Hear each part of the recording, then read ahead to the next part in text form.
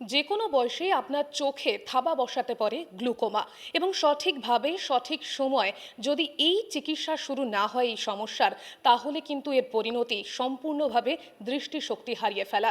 চিকিৎসা বিজ্ঞানে তাই এই গ্লুকোমাকে সাইলেন্ট থিপ বলা হয়ে থাকে। তাই শিশুদের মানে অল্প বয়সীদের মধ্যে গ্লুকোমার হানা দেওয়া বা গ্লুকোমা বৃদ্ধি ঘটা যথেষ্ট উদ্বেগজনক। তবে পাশাপাশি কোন বয়সের ক্ষেত্রে ঝুঁকি বেশি গ্লুকোমা হবার, কী বা এই গ্লুকোমা, কী লক্ষণ রয়েছে, কেনই বা হয়ে থাকে, এই সবটা নিয়ে আলোচনা করব। এই মুহূর্তে আমার সঙ্গে উপস্থিত রয়েছেন কলকাতা মেডিকেল কলেজের আরআইও বিভাগের প্রধান director অপথলমোলজিস্ট professor doctor Asim Kumar Ghosh. প্রথমেই আপনাকে এস নিউজের পর্দায় স্বাগত স্যার। গ্লুকোমার কথা যেহেতু শুরুতে উল্লেখ করলাম, জানতে চাইব গ্লুকোমার রোগটা আসলে কি, সেটা যদি একটু বলেন। হ্যাঁ, গ্লোকোমা একটা মানে ভীষণ অজানা কতগুলো কারণে হয়। সেই কারণটা শুধু একটা মাত্র কারণ নয়, অনেকটাই কিন্তু জিনগত। একটা জন্মের সময় কোনো ক্রোমোজোমের মধ্যে জিনের প্রভাবে আমাদের যে চোখের যে জল তৈরি হয়, জলটা আবার যাওয়ার রাস্তা, সেই রাস্তাতে জলটা প্রবাহিত হওয়ার জন্য বাধাপ্রাপ্ত হয়। তখন চোখের মধ্যে একটা প্রেশার বাড়ে। সেই প্রেশারটা অনেকটাই কারণ, আগেকার দিনে এটাই একটা কারণ বলা হতো। কিন্তু আমরা তো আস্তে আস্তে করে অনেক হাইপোথেসিস বা পড়াশুনোর মাধ্যমে এগিয়ে চলেছি।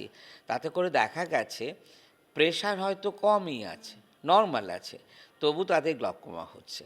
তাহলে ভাবতে হবে শুধু প্রেশার একটা কোনো কারণ নয়।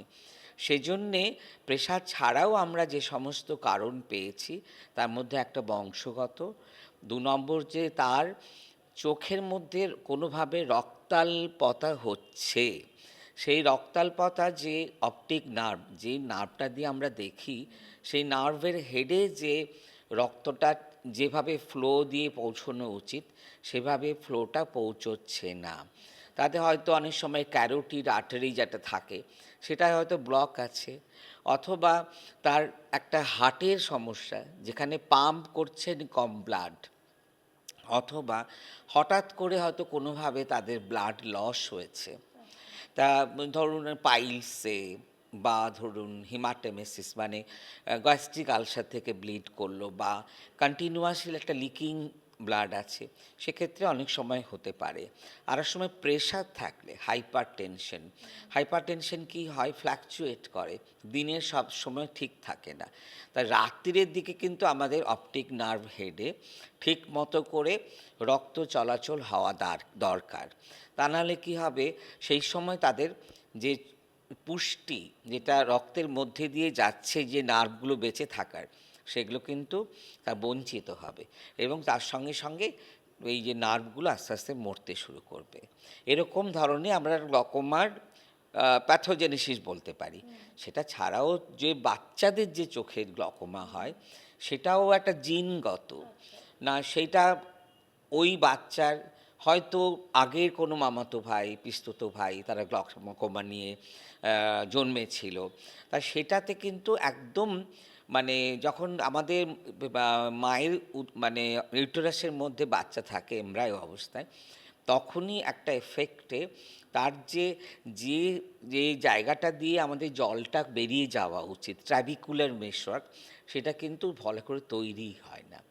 ডেভেলপমেন্টালি ওখানটা একটা সলিড একটা পর্দা থাকে, সেই পর্দার কোনো শুকো ছাঁদা থাকে না। ছাঁদা না থাকলে জল পার হচ্ছে না। তখনই কিন্তু ওই ২-৩ বছরের মধ্যে বা ১ বছরের মধ্যে বাচ্চারা কী করবে, চোখের মধ্যে একটা লাল হচ্ছে মাঝে মাঝে, বাবা মা বলবে, এবং বলবে যে আলো সহ্য করতে পারছে না। এবং তারা আলো এতটাই সহ্য করতে পারছে না, তারা যখন কেউ টর্চ ফেলছে, সঙ্গে সঙ্গে তার মায়ের কাপড়ে চোখ লুকিয়ে ফেলছে, অথবা বালিশে মুখ ঢুকিয়ে ফেলছে। তাই সেইগুলো খেলে আর সাবধানতা অবলম্বন করতো দেখলে। আর সঙ্গে সঙ্গে কি হয়, ৩ বছরের মধ্যে বাচ্চার কিন্তু চোখের বাড়ন ভাবটা আছে, বাড়ন্ত হওয়ার সুযোগ আছে। ওই সামনের দিকে আইবলটা বড় হয়ে যায়, তাকে বলে অক্স আই। আমরা যখন বাচ্চাদের ষাঁড়ের যে চোখ হয় না, একটা বড় বড় ডাগর ডাগর চোখ, সেই হিসেবে ইংরেজ সাহেবরা, অপথলমোলজিস্টরা যারা, তারা নাম দিয়েছেন অক্সাই। তাই সেইটা কিন্তু আমাদের দেখে নিতে হবে যে এরকম ধরনের কোনো 2-3 বছরের মধ্যে বাচ্চার চোখ বেড়ে যাচ্ছে কিনা, বড় গোল হয়ে যাচ্ছে এবং বেরোচ্ছে। তো সেক্ষেত্রে আমরা কিন্তু আমরা দেখবো যে গ্লকোমা আক্রান্ত হয়েছে কিনা বাচ্চাদের ক্ষেত্রে। একদমই তাই। আপনি যেহেতু কেন গ্লুকোমা হচ্ছে তার পেছনের মেইন একদম কারণ হিসেবে বললেন জিনগত একটা সমস্যা রয়েছে। এছাড়া আর কোনো আকস্মিক কোনো কারণ কি এই গ্লুকোমা হওয়ার কারণ হতে পারে? হ্যাঁ, হতে পারে। বাচ্চারা হয়তো সুস্থ জন্মালো ঠিক আছে। কিন্তু বাচ্চাদের জন্মাবার পরে বাচ্চাদের কোনোভাবে চোখে ইনফেকশন হলো। ইনফেকশন হলো বা চোখে চোট লাগলো। সেই চোট লাগা এবং ইনফেকশন হয়ে ভেতরের যে স্ট্রাকচারগুলো এই যে নরমাল ফাংশন করতো সেটা করতে পারছে না। ওই জন্য যে চোখে যে জল যাওয়ার রাস্তাটা আমি বলেছিলাম জন্মগত কারণে যেভাবে হতো একটা মেমব্রেন হয়ে যেত, কিন্তু এখানে ভালো হয়ে জন্মালো, কিন্তু সে ওইখানে স্ট্রাকচারটা গন্ডগোল হয়ে গেল। তখনই কিন্তু তার সমস্যাটা দেখা যাবে এবং দেখা যাবে যে জলটার বেরোনোর জায়গাটা নেই, কোনো কারণে বন্ধ হয়ে গেছে, সেটা ধাক্কা লেগেই হোক বা চোখে একটা কোনো প্রদাহ থেকে হোক, সেটা প্রদাহ একটা ইনফেকশন হতে পারে অথবা একটা ইনফ্লামেশন কনজেনিটাল কোনো আইরাইডোসাইক্লাইটিস, আইরিস এবং ভেতরে যে স্ট্রাকচারগুলো তার একটা ইনফ্লামেশন হতে পারে, সেই সমস্তগুলো থেকে হতে পারে। ওই জন্য আমাদের যারা বাবা মার কাছে এরকম ধরনের বাচ্চারা আসছেন বা ভুগছে, তাদের কিন্তু তাৎক্ষণিক একটা ভালো সরকারি হাসপাতাল বা কোনো অপথ্যালমোলজিস্ট, তিনি প্রাইভেটে বসতে পারেন, কোনো কর্পোরেট হাসপাতালে হতে পারে অথবা সাধারণ মানুষের জন্য সমস্ত হাসপাতাল হয়েছে, সেইখানে প্রত্যেক হাসপাতালে আমরা কিন্তু বেশ যোগ্য অপথ্যালমোলজিস্ট কাজ করছেন। তারা কিন্তু তাৎক্ষণিকভাবে বলে দেবেন যে বাচ্চাটার কিন্তু গ্লকোমা হয়েছে, এটা আইদার জন্মগতভাবে এসেছিল অথবা জন্মের পরে কোনো কারণে হয়েছে। তা সেই কারণে এই দুটো কারণগুলো ঠিক মতো করে যদি আমরা ধরতে পারি বা ডায়াগনোসিস করতে পারি, তাহলে কিন্তু বাচ্চার চোখ বেঁচে যাওয়ার সুবিধে। আর একটা যে গ্লকোমা যাদের বয়স্ক হয় সেটা কমন খুব। দেখুন কনজেনিটাল গ্লকোমা, আমাদের গ্লকোমা যত পার্সেন্ট হয় তার মধ্যে 5-10%, কিন্তু আমাদের যত গ্লকোমা পেশেন্ট আমরা যদি ট্রিটমেন্ট করছি সারা বছরে বা সারা দিনে, তার মধ্যে বেশিরভাগ কিন্তু বড়দের, যারা 40 বছর পরে বলছে আমি দেখতে পাচ্ছি না, চশমার দোকানে গেলাম। তা চশমার দোকানে কি হয়, ওখানে তো আর ডাক্তার থাকেন না, চশমার দোকানদারা চশমা টশমা এদিক ওদিক পাল্টে চশমা একটা দিয়ে দিল, কিন্তু সে ভেতরে দেখলো না শুধুমাত্র চশমার জন্য তার দৃষ্টিশক্তিটা কমছে না চশমা ছাড়াও অন্য কোনো কারণে কমছে, যেটা ডাক্তার বলতে পারবে।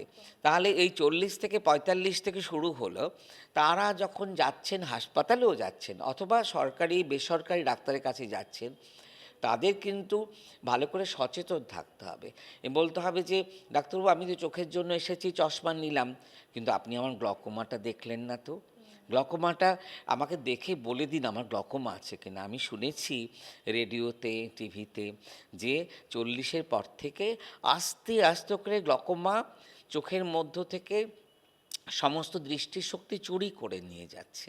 তাহলে আমি যদি ঠিকমতো করে ডায়াগনোসিস আমার না হয়, তাহলে আমি পরবর্তীকালে আমি আমার জীবন কিভাবে অতিবাহিত করব।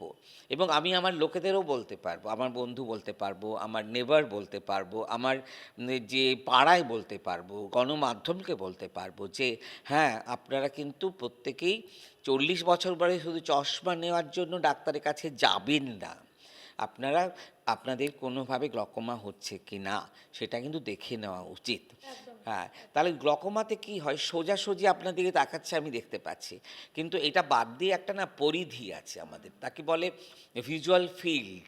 আমি এরকম যাচ্ছি কিন্তু পাশ থেকে একটা কোনো চেয়ার আছে, আমি কিন্তু চেয়ারটা দেখলাম না, আমি কিন্তু হাতের জোরে ধাক্কা লেগে গেল আমার, তা সেইটা হচ্ছে ভিজুয়াল ফিল্ড। সে ভিজুয়াল ফিল্ড আস্তে আস্তে নষ্ট করতে শুরু করে, করে করে যে আপনাকে সোজাসুজি দেখতে বলা হয়েছিল সেটাকে টিউবের মতো ভিশন হয়ে যায়।